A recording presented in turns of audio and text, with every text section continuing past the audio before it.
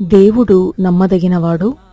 మీరు సహింపగలిగినంతకంటే ఎక్కువగా ఆయన మిమ్మును శోధింపబడనీయడు. అంతేకాదు, సహింపగలుగుటకు ఆయన శోధనతో కూడా తప్పించుకుని మార్గమును కలుగచేయును. కొరింథీయులకు రాసిన మొదటి పత్రిక 10వ అధ్యాయం 13వ వచనం. దిగులు పడకుడి అని స్వయంగా దేవుడే మనతో చెప్తున్నాడు. అయినా కూడా మనం దిగులు పడటం దేవుని నమ్మినట్లు కాదు కదా. మన జీవితంలో మనకి ఎన్నో బాధలు, కష్టాలు ఎదురవుతూ ఉంటాయి. ఆ సందర్భంలో దేవుని వైపు మనం చూడాలని, వాటిని తొలగించడానికి సరియైన పరిష్కారంతో దేవుడు ఎదురు చూస్తూ ఉన్నాడని గ్రహించాలి.